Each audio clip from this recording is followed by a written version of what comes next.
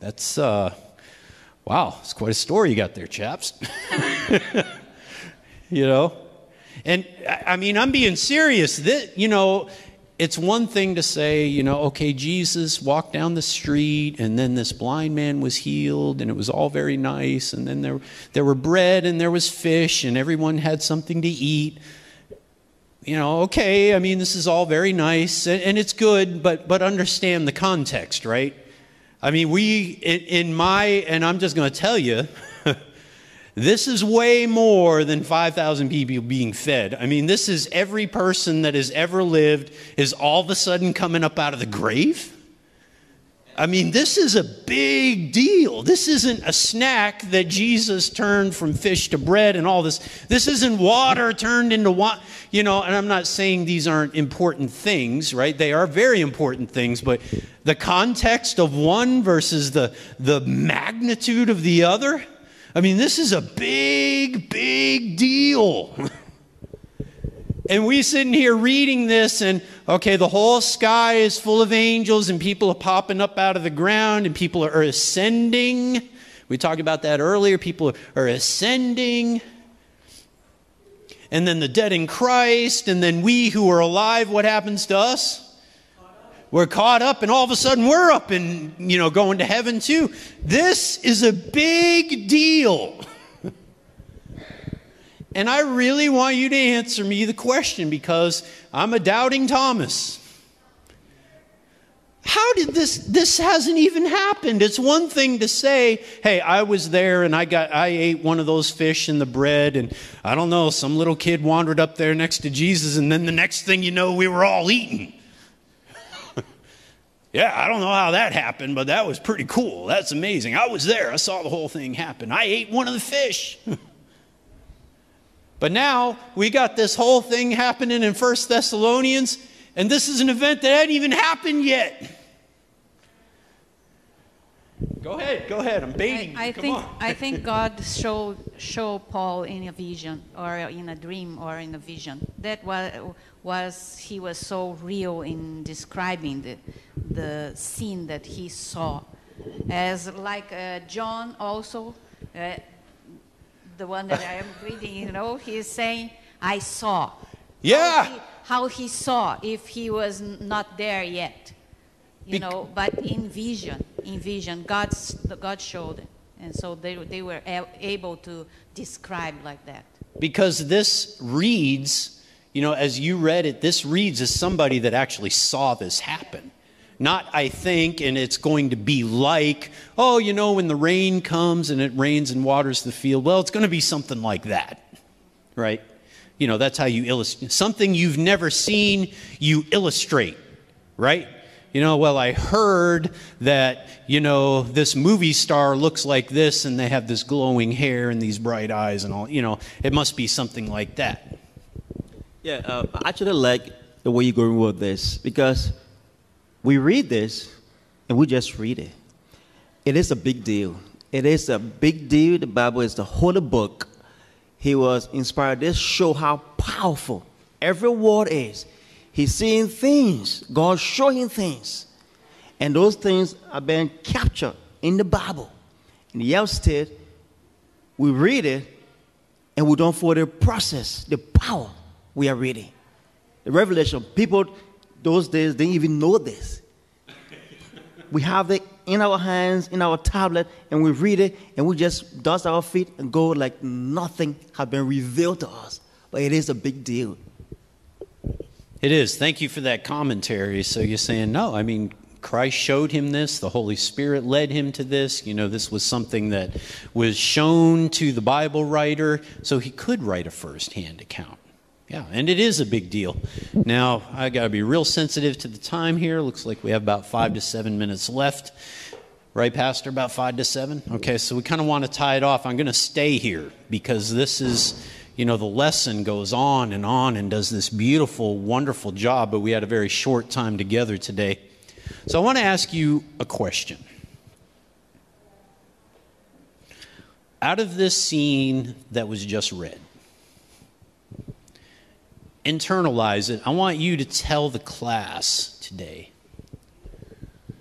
within this scene, you're seeing Christ, you're seeing the angels, you're hearing the trumpet, you're hearing the loud voice, you're seeing people being raised from the dead, you yourself are being transformed, and you are ascending. Isn't that what it says? We are being caught up too. What part of this illustration, what part of this narrative touches you the most, touches you the deepest? I would say this gives me hope, because death, it tends to be a sorrowful thing. And Paul says, don't sorrow as those that have no hope of something else that's coming. Death, it temporarily cuts us off from our loved one, but he provides us hope that we're going to see them again, and we're not going to be, get into God quicker than they are just because they're in the grave. In fact, they're going to come up first to go to Christ, and then us behind them. So it gives us hope that there's something more, and not to be hopeless, and that death is just a temporary thing. Yes, amen. Hope of seeing others again. Who else? Yeah.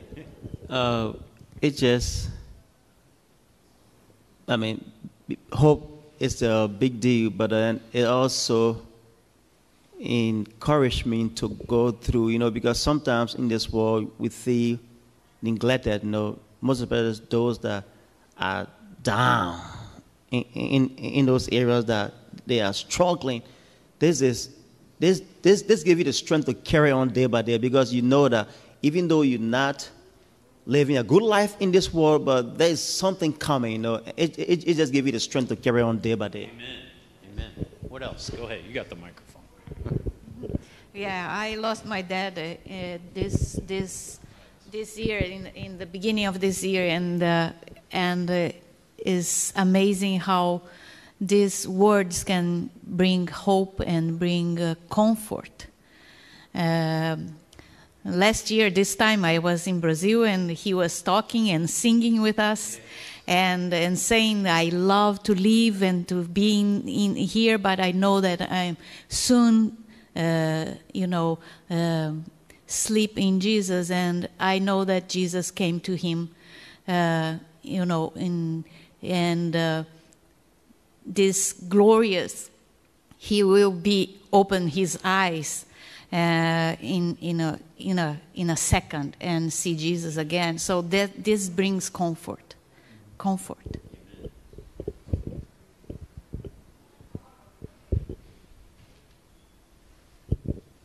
I just wanted to read a verse on Revelation 21:4, that it says, and God shall wipe away all tears from their eyes, and there shall be no more death, neither sorrow nor crying, neither shall there be any more pain. So that just, pretty much everything that sometimes, like we're concerned or things like that, even or back pain or foot pain and work, things like that. All that is going to be gone. So we're not going to have any worries when we go to heaven. So. Amen. Okay, anyone else want to talk about what they see in this glorious scene? And then I'm going to tie it off here because we got to move on to the next part of the service. But yes. Yeah. What I see is just, just a combination of what everybody already said. But it's kind of like vindication, like when we live this life. And, a lot of people say, why does God allow bad things to happen? And why do people die? And, why is there so much evil? But when we see that scene, and God corrects everything and God makes everything right again, at that moment we'll fully realize, it wasn't all for just, for nothing, we will be with our loved ones again. You know, we'll, like the brother said, you know, God will wipe all tears from our eyes, and He'll make everything right again. So what is experienced here and now, you know, this is nothing. You know, what God has in store for us is everything. Amen. Amen. We got time for maybe one more, and then I'll tie it off. Anyone else want to share what this text means to them? Okay, let me tie it off right here, and this will be our conclusion of Sabbath school today. So the short story is I used to come and visit my mother during her last days. I was in the seminary at Andrews, and I used to drive all the way down to North Carolina to see my mother. And she lived in a little trailer there in North Carolina, just off the interstate, a little country kind of backwoods type area. And you know, it'd take about, 11 to 12 hours to drive from Michigan down to North Carolina.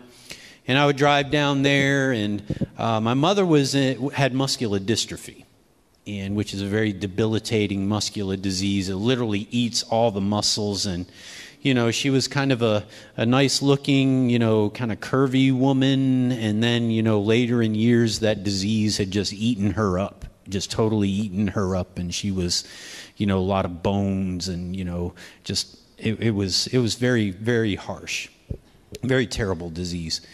And so I would drive in, and I could see through her trailer, and when she heard the car coming, she would get up on her walker, and she would hobble over there to the door, and she had little steps down, and she would hobble down the steps, and she would walk out to the driveway, and I would see Mother there, and I got up out of the car, and I could see her arms. You know, she'd put her walker to the side, and then she'd start to kind of hobble, and she had her arms open wide, making her way, and I had my arms open wide, and I would walk up to, and she would walk right past me and says, "Where's my grandbaby?"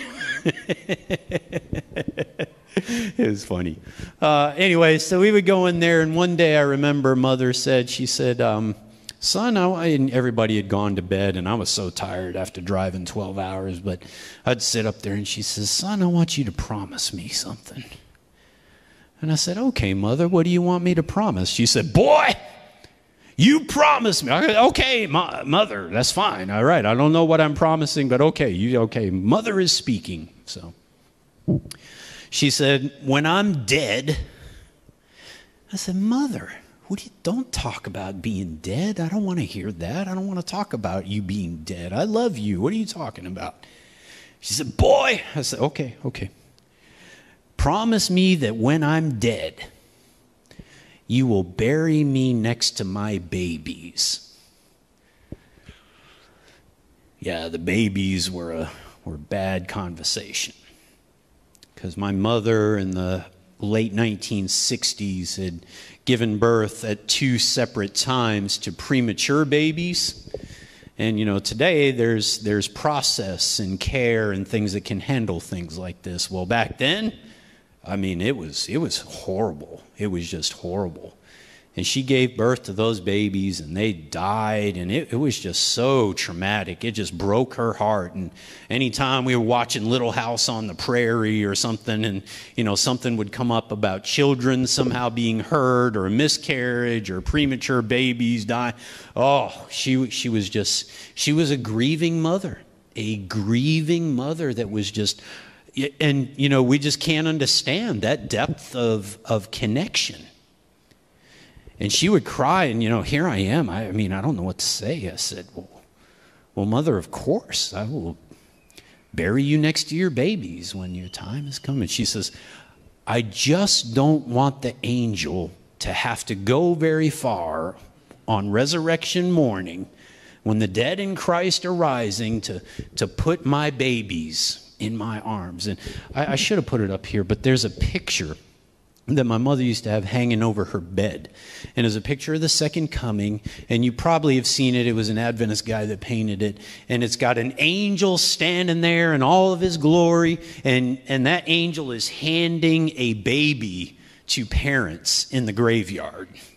And she had that, and she says, "That's my hope. That's what I believe, that one day that angel is going to have to hand me my babies, and I don't want the angel to have to go very far to find me, to hand me my babies." You know, is there someone in you that you have lost in this world? That you are looking forward to being reunited, this glorious scene where dead are being resurrected and we who are alive and remain are with them in the Lord. And you know, when I get to heaven, I say that not because I'm anything or anyone, but because of what Christ has done. Christ has died on the cross to save me from my sins, and I accept him as Lord and Savior of my life, and not my righteousness, but by his righteousness we are saved. And so because of what he has done, I am in heaven, and I am going to see my mother. And I am going to, believe it or not, I'm kind of a guy that likes to relax. And, I'd just be sitting there by the tree of life or whatever it is, chomping on this beautiful fruit. And I'm going to see Mother. And, she's going to be restored to this beautiful, wonderful woman. No more sick, no more disease, no more muscular dystrophy. She is going to be better and more beautiful than she has ever been in her entire life. And she's going to be there with those two little babies, and she's going to be playing with them in the grass, and the grass is probably 50 shades of different gold or whatever it is that they got up there planned for us. I don't know, the pavement's made of gold. The walls are all these precious gems, and who knows what the grass even looks like up there. But she's going to be playing, and she's going to be jumping. There won't be any more walkers. There won't be any more braces on her legs. There won't be any more pain or suffering because of what Christ has done. We are going to live forever in all of eternity, never to be parted by death ever again. So this unity, this oneness that we have in Christ is all fulfilled at his coming and at his resurrection. Can you say amen? Please stand together. We'll have a prayer. We're going to watch the video. We're going to take the offering, all that kind of stuff, and we'll conclude our Sabbath school. Holy and righteous God, we give you the glory. We give you the praise. We give you our very lives, our hearts, our minds, our souls to you because you are the Savior of all mankind. Today, Lord, we have studied oneness in Christ. We have studied the unity in Christ and how the resurrection and restored relationships we will have, just as you called Lazarus forth from the grave, the scene that we read in 1 Thessalonians, we will all be reunited with each other and with you. Lord, keep us true, keep us faithful, empower us as a loving church to reach out in the community and share this good news of your soon coming, to share this good news of hope and eternal life with you. Use us as you will to share this wonderful gospel-filled message.